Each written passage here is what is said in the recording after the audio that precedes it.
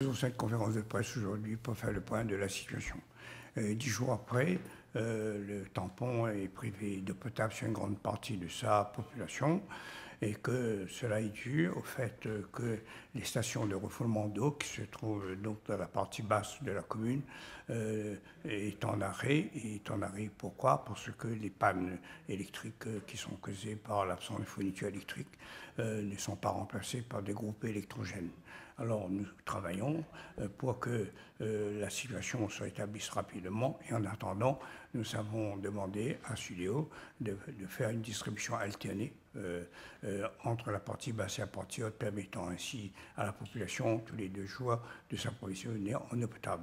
Nous allons communiquer, nous allons mettre en place ces dispositifs pour venir en aide à la population. La distribution d'eau continuera, l'eau potable et puis l'eau non potable.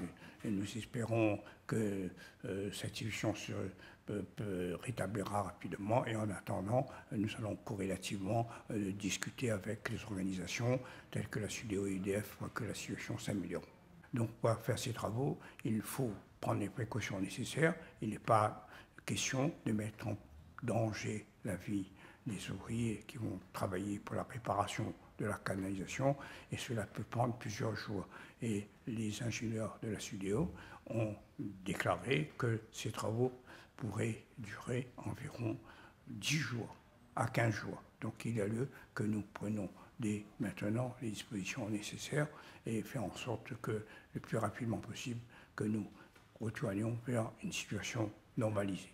Toute la population du tampon de la zone qui se trouve au-dessus du chemin neuf jusqu'à Bras-Creux et au-dessus, eh bien, elle est impactée par donc l'insuffisance de fourniture en eau et que donc il faudra que la population comprenne bien que nous sommes dans une période très difficile. Il faudra être solidaire et donc faire des économies d'eau et la commune de son côté fera son travail et là, le Sudéo qui doit fournir à la commune de l'eau en l'absence de l'eau potable, eh bien, j'espère qu'on s'en sortira et un plan de communication sera mis en place pour que la population soit informée plusieurs fois par jour. J'ai trouvé un ministre beaucoup plus sympathique sur le terrain que quand il parle à la télévision, parce que je le trouve un peu figé quand il parle à la télévision, mais nous avons convenu, puisque lui-même, il a été maire de Beauvais ou de Tourcoing, qui est une commune équivalente à celle du tampon.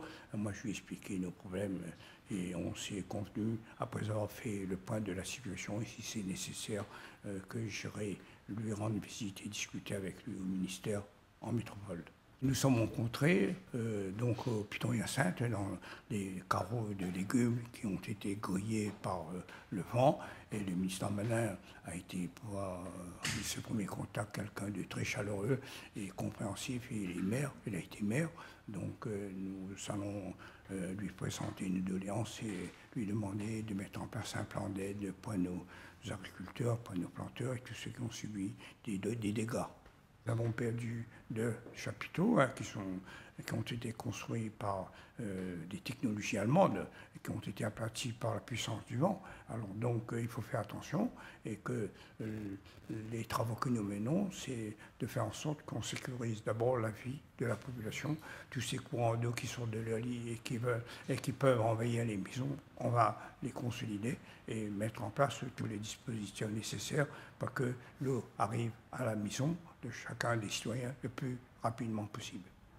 Permettez-moi de dire et d'adresser tous nos sincères remerciements à Monsieur le Préfet, à ses services, à notre sous-préfet, parce qu'ils ont été constamment à notre écoute durant cette période cruciale et que donc les services qui ont manqué à leur mission doivent s'améliorer, y compris dans toutes les administrations comme nous-mêmes, donc à la mairie, on doit s'améliorer et la population doit être plus compréhensive parce que c'est une situation exceptionnelle, mais nous allons relever tous ceux qui n'ont pas été parfaits pour faire en sorte que demain, dans une prochaine épreuve, nous soyons mieux préparés et mieux capables de défendre et de protéger notre population.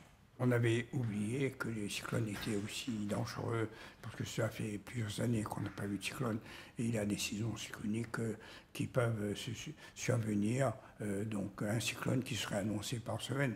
Donc il faut faire attention, voyez-vous, on parle d'un cyclone qui se balade au-dessus de l'île Maurice, et la semaine prochaine, ça pourrait se renouveler. Donc nous ne pouvons pas baisser les bras, et nous mettons dès maintenant d'autres moyens supplémentaires en place pour que nous soyons plus proches et plus prêts à intervenir en cas d'urgence pour la population. Donc par l'énergie électrique du mois d'appel à partir donc, de la station de la studio du mois d'appel, desservent la plaine des Cas, le 26e, à Grand-Clair, l'autre de la ville, le petit tampon, le grand, pénalitique et obéissant vers les. Alors donc c'est un point névralgique important.